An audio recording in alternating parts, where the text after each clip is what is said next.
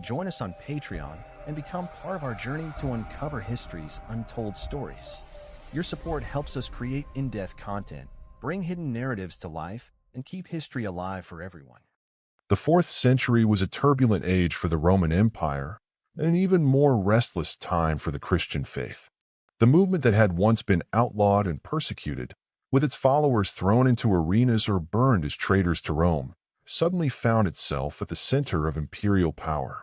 Christianity had survived 3 centuries of suppression, countless martyrs, and dozens of splintered teachings about who Jesus was and what his message truly meant. By the year 325 CE, Emperor Constantine the Great sought to harness this religion as a unifying force for his empire. To do so, he convened a council in the small city of Nicaea, a gathering that would forever shape the foundations of Christian theology and politics. Yet what unfolded there is rarely taught in churches or schools. Beneath the surface of theological debates lay power struggles, suppression of alternative voices, and decisions that would determine which version of Christianity would dominate and which would be silenced. The Council of Nicaea was not, as many imagine, a peaceful meeting of devout men seeking spiritual clarity. It was an event deeply enmeshed with politics, imperial authority, and rival visions of Christianity that were fighting for survival. Constantine, having recently consolidated his rule, saw the council not as a purely religious matter, but as a way to stabilize his empire. His concern was not simply about God, but about governance. If the Christians, who were rapidly growing in number and influence, remained divided over theology, they threatened to fracture the unity of Rome itself. Thus, Nicaea was born out of both faith and fear, as much about imperial control as about divine truth. The central controversy that sparked the council revolved around the teachings of Arius, a presbyter from Alexandria. Arius argued that Jesus Christ, while exalted, was not co-eternal with God the Father. He maintained that Christ was created by the Father and therefore subordinate, a belief that came to be known as Arianism. To Arius and his followers, this preserved the absolute transcendence and uniqueness of God. But to his opponents, led by Bishop Alexander of Alexandria and his young deacon Athanasius, Arius's teachings threatened the very core of salvation. If Christ was not fully divine, they argued, then humanity could not truly be redeemed through him. This dispute was not a minor theological quibble. It cut to the heart of Christian identity and the nature of the divine.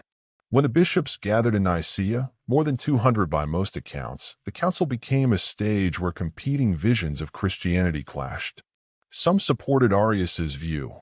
Others defended Athanasius's staunch insistence on Christ's full divinity, while still others sought compromise.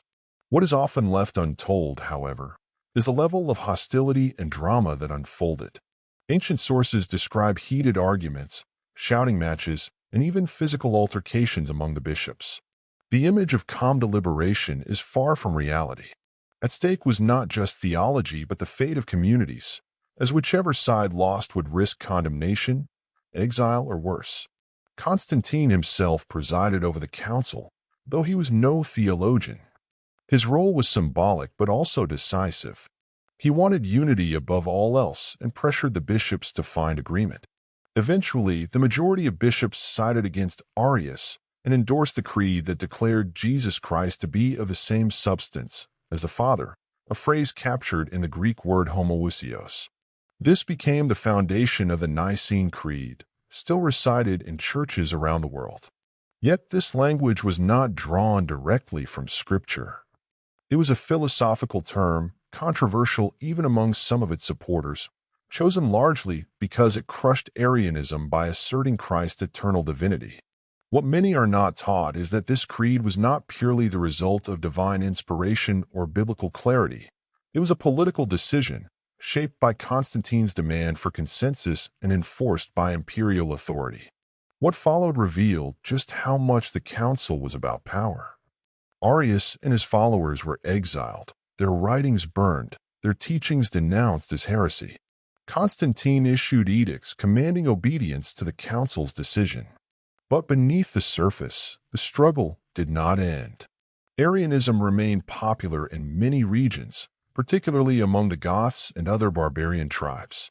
Over the next decades, emperors would swing back and forth between supporting Nicene orthodoxy and Arianism, depending on political expediency.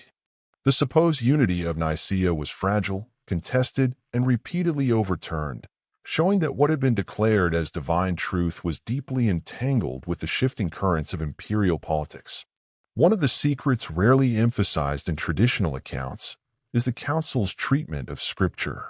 Popular legends claim that the Council of Nicaea decided which books would belong in the Bible, discarding Gospels and writings that challenged orthodoxy. While historians debate the extent of this claim, it is undeniable that the Council reflected and reinforced a process of canon formation that was already underway.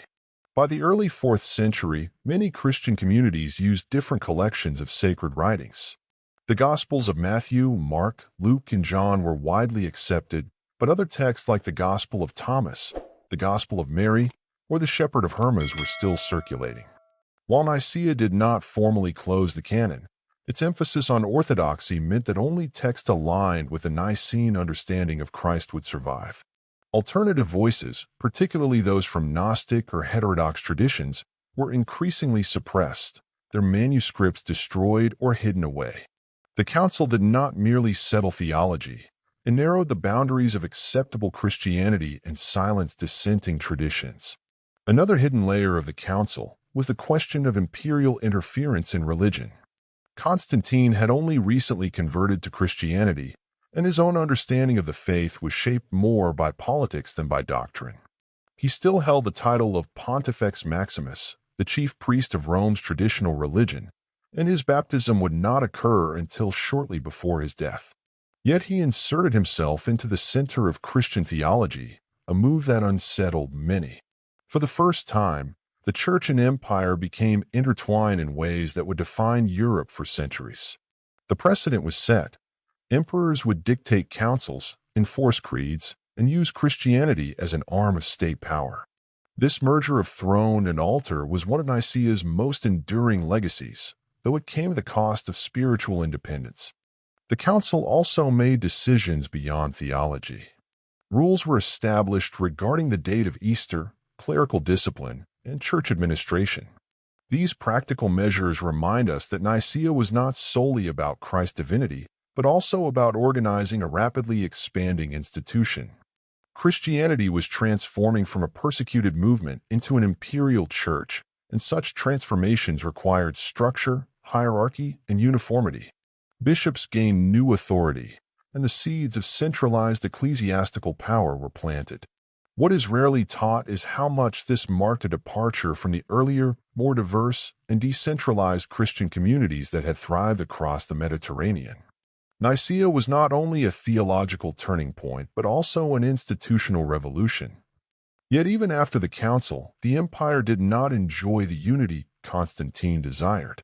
Arianism persisted, councils continued to convene, and rival factions battled for dominance.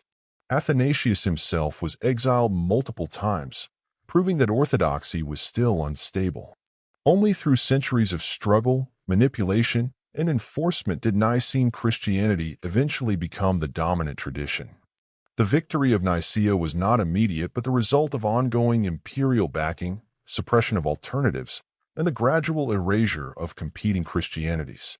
The secrets of the Council of Nicaea, then, lie not in a conspiracy of hidden books or shadowy plots, but in the recognition that this defining moment was as much political as it was spiritual.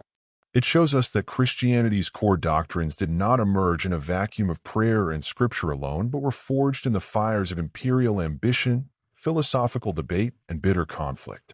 It reminds us that what later generations accepted as eternal truth was once contested, uncertain, and deeply human.